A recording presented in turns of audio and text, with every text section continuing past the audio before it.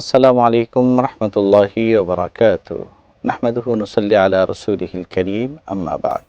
সুপ্রিয় দর্শক শ্রোতা, এটিএন নিউজের রমজানের বিশেষ আয়োজন আকিজ ইলেকট্রিক্যালস নিবেদিত রোজার মাসে পাওয়ার্ড বাই ফটিকা। সঙ্গে আছি আমি ডক্টর হোসাইনুল বান্না। সুপ্রিয় দর্শক শ্রোতা, আল্লাহ সুবহানাহু ওয়া তাআলা রমজানকে মহিমান্বিত করেছেন কোরআনের কারণে। আর কোরআন নাজিল হয়েছিল শবে কদরের রাতে। আল্লাহ সুবহানাহু ওয়া তাআলা নিজেই বলেছেন, ইন্না আনজালনাহু ফি লাইলাতুল কদর। এবং এই লাইলাতুল কদরকে আল্লাহ সুবহানাহু ওয়া তাআলা সহস্র রজনীর চেয়েও শ্রেষ্ঠ রজনী বলেছেন। এই লাইলাতুল কদরকে আমরা কিভাবে আমলের সাথে কাটাতে পারি, বরং এটি আয়োজন নয়, আল্লাহ সুবহানাহু ওয়া তাআলার নৈকট্য লাভের একটি সময়। এই সম্পর্কে আলোচনা করার জন্য আমরা স্টুডিওতে আমন্ত্রণ জানিয়েছি বিশিষ্ট শিক্ষাবিদ, ঢাকা বিশ্ববিদ্যালয়ের আরবি বিভাগের সম্মানিত অধ্যাপক ডক্টর আব্দুল কাদের স্যারকে। আসসালামু আলাইকুম ওয়া রাহমাতুল্লাহি ওয়া বারাকাতুহু। ওয়ালাইকুম আসসালাম ওয়া রাহমাতুল্লাহি ওয়া বারাকাতুহু। স্যার কেমন আছেন? আলহামদুলিল্লাহ, আপনি কেমন আছেন? আলহামদুলিল্লাহ, আল্লাহ ভালো রেখেছেন। স্যার, আপনার কাছে আমি শুরুতেই জানতে চাব যে শবে কদর আমরা সবাই বলি, কিন্তু এই শবে কদরের কি একটা ইতিহাস আছে কিনা কোনো, যার কারণে রাসূল পাক সাল্লাল্লাহু আলাইহি সাল্লাম এটাকে গুরুত্ব দিচ্ছেন এইভাবে? ধন্যবাদ। আসলে শবে কদরের তো বিশাল একটা টার্নিং পয়েন্ট আছে এবং শবে কদরের একটা সূচনারও একটা বিষয় আছে। সেটা হলো রাসূল আকরাম সাল্লাল্লাহু আলাইহি ওয়াসাল্লাম বনী ইসরায়েলের একজন বিখ্যাত ব্যক্তি শামসুল আবিদ নাম, যিনি ইবাদত বন্দেগী করতেন এবং দিনের বেলা জিহাদ করতেন এবং রাতের বেলা তিনি ইবাদত বন্দেগী করতেন। এমনিভাবে তিনি 1000 দিন 1000 মাস পর্যন্ত তিনি এভাবে ইবাদত করেছেন।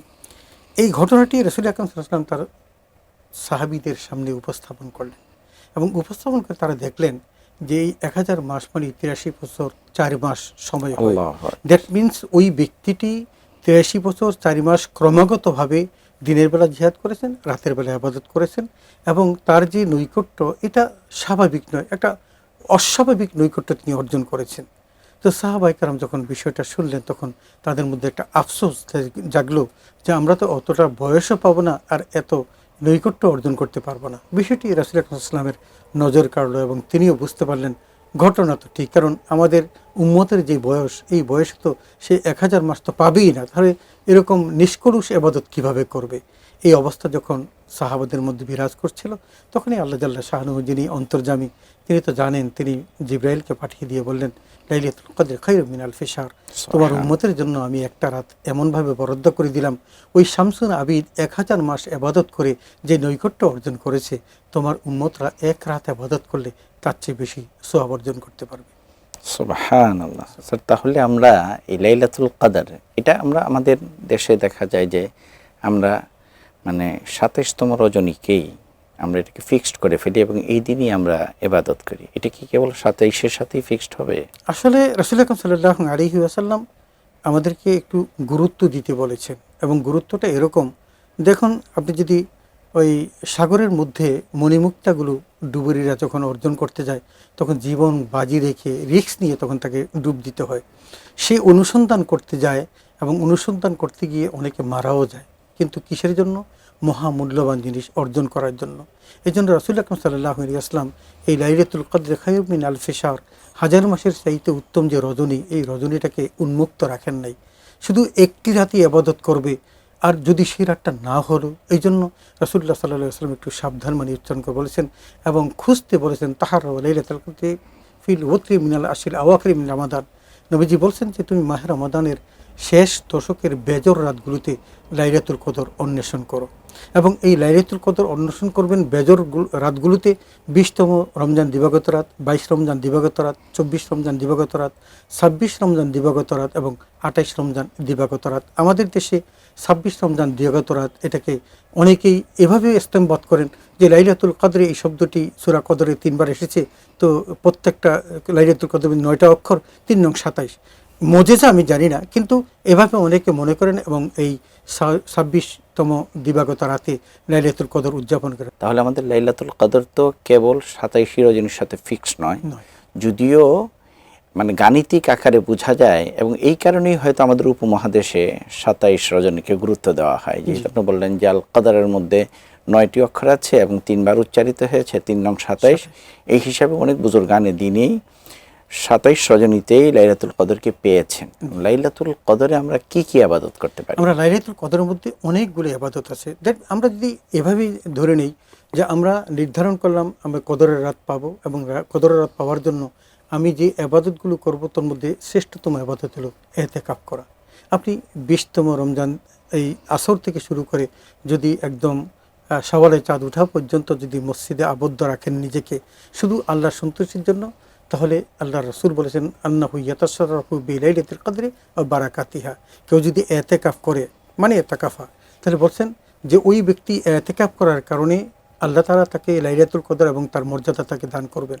কারণ তার কাছ থেকে লাইলাতুল কদর ছুটার কোনো কারণ নেই, কারণ তিনি মসজিদে নিজেকে আবদ্ধ রেখেছেন শুধু এটা পাওয়ার জন্য। এক, 2 নম্বর হলো আমরা এই রাতগুলোতে বেশি বেশি করে কোরআন তেলাওয়াত করব। আমরা নির্ধারিত তারাবির নামাজ এবং সালাতুল এশা আদায় করার পর আমরা বেশি তাহাজ্জুদের নামাজ পড়ব, নফল ইবাদত করব এবং রাতগুলোকে কোরআন তেলাওয়াতের মাধ্যমে, কারণ আল্লাহ তাআলা ওই রাতেই কিন্তু কোরআন নাজিল করেছেন এবং এটা কয়েকভাবেই আল্লাহ বলেছেন। লাইলাতুল মুবারাকা বলেছেন, লাইলাতুল কদর বলেছেন এবং শেষ পর্যন্ত মাহে রমাদানের মধ্যে সীমাবদ্ধ করেছেন যে শাহরু রমাদান আল্লাযী উনজিলা ফীহিল কোরআন। তাহলে কোরআন যেহেতু একটি উত্তম ইবাদত, আফদালুল ইবাদতি তেলাওয়াতিল কোরআন, আমরা বেশি বেশি তেলাওয়াত করব এবং সেই সাথে একটা জিনিস মনে রাখবো যে ইকরাইল কোরআন ফাইন্নাহু ইয়াতি ইয়াউমাল কিয়ামাতি শাফিআন লিআসহাবিহি। নবীজি বলেছেন তোমরা কোরআন পড়ো, কারণ কোরআন তার সাথীকে নিয়ে সুপারিশ করে জান্নাতে নিবে। সুতরাং এর চেয়ে ভালো কাজ আর কি হতে পারে, এবং বেশি বেশি আমরা জিকিরও করতে পারি। ইবাদতের জন্য স্যার, নামাজের জন্য কি নির্দিষ্ট কোনো সূরা নির্ধারণ আছে? যে এরকম আসলে নির্ধারিত কোনো সূরা নেই। আমাদের বিভিন্ন কিতাবাদিতে বেহেশতি জওহর বা মকসুদুল মুমিনিন এগুলোর মধ্যে 25 বার সূরা ফাতিহার পর 25 বার সূরা ইখলাস বলেছে। তবে এটা কিন্তু বুজুর্গানীদের বলার একটা কারণও আছে। যেমন ধরুন আপনি একবার যদি সূরা ইখলাস তেলাওয়াত করেন তাহলে 10 পারা তেলাওয়াতের সওয়াব, এবং 3 বার যদি তেলাওয়াত করেন 1 খতম কোরআন তেলাওয়াতের সওয়াব, তাহলে 25 বার পড়লে কী পরিমাণ সওয়াব হবে। তার মানে তারা বোঝাতে চাচ্ছেন যে সূরা ইখলাসের মর্তবা যেহেতু এত বেশি, তাহলে সূরা ইখলাস দিয়ে পড়া। তো আমরা সূরা ইখলাস দিয়েও পড়তে পারি, অন্যান্য সূরাও, কিন্তু বিধানটা হলো ফাকরাউ মা তায়াসসারা মিনাল কোরআন। কোরআনের যেই জায়গাটা তোমার জন্য বিশুদ্ধ এবং সহজ হয় সেই জায়গা থেকে তেলাওয়াত করবে, এভাবে পড়ার জন্য বিধানটা এসেছে। স্যার, আমাদের তো অনেক সময় দেখা যায় যে আমরা কোরআন, রমজান বারবার আসে কিন্তু আমাদের অনেকেরই কোরআনকে শুদ্ধ করি না আমরা। যেখানে রাসূল পাক সাল্লাল্লাহু আলাইহি ওয়াসাল্লাম বলেছেন রব্বা কারিন ইয়াকরাউল কোরআন ওয়াল কোরআনু ইয়ালআনুহু। অনেকেই কোরআন তেলাওয়াত করে আর কোরআন তাকে লানত করতে থাকে। তো এই লাইলাতুল কদরে আমরা যারা কোরআন তেলাওয়াত করতে পারি না তারা কি করতে পারি, কি আমল করতে পারি? আসলে তাদের জন্য একটা ভালো একটা মোক্ষম সুযোগ। আপনি দেখবেন মানুষ কিন্তু মাইন্ডসেট করে রাখে যে 11 মাস যাই করি না কেন রমজান মাসে সিয়াম পালন করব, কিছু ভালো ভালো কাজ করব। তো আপনি ভালো তালিকার মধ্যে, কাজের তালিকার মধ্যে আপনি এই কোরআনটাকে বিশুদ্ধভাবে শিখার ব্যবস্থা করেন। অনেক জায়গাতে কিন্তু মাহে রমাদানে কোরআন বিশুদ্ধ করার একটা প্যাকেজ থাকে, বা আপনার যেই জায়গায় আপনি তারাবির নামাজ পড়েন সেখানে আপনার যারা আছে তাদের কাছ থেকে আপনি শিখতে পারেন। আপনাকে মনে রাখতে হবে যে হাদিসটা আপনি বলেছেন অল কোরআন ইয়ালানহু শব্দটা বলেছেন, যে কোরআন তার বিরুদ্ধে কী করেন, লানত দেন, অভিশাপ দেন। তো আপনি তেলাওয়াত করছেন, আপনি যদি চেষ্টা করে ব্যর্থ হন তাহলে কিন্তু আপনি দ্বিগুণ সওয়াবও পাবেন। তাহলে চেষ্টা করবেন না কেন? রাসূল আকরাম বলছেন কেউ যদি বিশুদ্ধ কোরআন তেলাওয়াত করতে চায় কিন্তু তিনি পারছেন না, চেষ্টা করতেছেন, তাহলে তিনি ভাঙ্গা ভাঙ্গা পড়লেও কিন্তু আল্লাহ তাআলা তাকে ডাবল সওয়াব দিবেন। কিন্তু আপনাকে ওরাত্তিলিল কোরআন তারতিলা, তারতিলের সাথে, তাজবিদের সাথে, বিশুদ্ধতার সাথে পড়তে বলেছেন। কারণ রাসূল আকরাম সাল্লাল্লাহু আলাইহি ওয়াসাল্লাম তারতিলের সাথে তেলাওয়াত করতেন, ঈমান আনে নাই কিন্তু তার তেলাওয়াত শোনার জন্য মসজিদের চতুর্দিকে তারা বসে থাকত। স্যার, আমরা লাইলাতুল কদর পেয়েছি, এটার কি কোনো চিহ্ন আছে, আলামত আছে যে আমি? রাসূল আকরাম সাল্লাল্লাহু আলাইহি সংক্ষেপে উত্তর দিতে ওয়াসাল্লাম অনেকগুলো আলামতের কথা বলেছেন, তবে সংক্ষেপে যেটা বলবো সেটা হলো ওই রাত্রটা একটু মেঘলা থাকবে এবং গুড়ি গুড়ি বৃষ্টির মতো পড়তে থাকবে। আর যেটা হবে ইয়ারাক্কু কালবুহু তাকসুর দুমুহু, তুমি যখন ইবাদত করবে এবং যখন হাত তুলবে তখন তোমার হৃদয়টা নরম হয়ে যাবে এবং তোমার চোখ থেকে অঝোর ধারায় অশ্রু প্রবাহিত হতে থাকবে। তাহলে বুঝতে পারবে যে লাইলাতুল কদর এসেছে। স্যার, আপনি আমাদেরকে সময় দিয়েছেন, এই জন্য আপনাকে ধন্যবাদ। ধন্যবাদ আপনাকে, ধন্যবাদ এটিএন নিউজের সকল কলাকুশলীকে, এবং সেই সাথে যারা এই সুন্দর কথাগুলো বলার প্ল্যাটফর্ম তৈরি করে দিয়েছেন, আল্লাহ তাদের হায়াতে বারাকাত দান করুক এবং ব্যবসায় তারাক্কি দান করুন। হাইয়াকুমুল্লাহ। সুপ্রিয় দর্শক শ্রোতা, শেষ করছি আজকের এই আয়োজন। দেখা হবে নতুন কোনো পর্বে। সে পর্যন্ত ভালো থাকবেন, সুস্থ থাকবেন। আল্লাহ হাফেজ। আসসালামু আলাইকুম ওয়া রাহমাতুল্লাহি ওয়া বারাকাতুহু।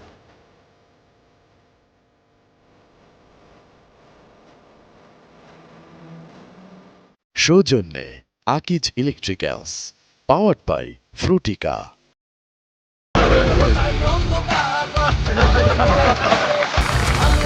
আকিজ এলইডি লাইট, আলোর বন্যায় দূর হোক অন্যায়।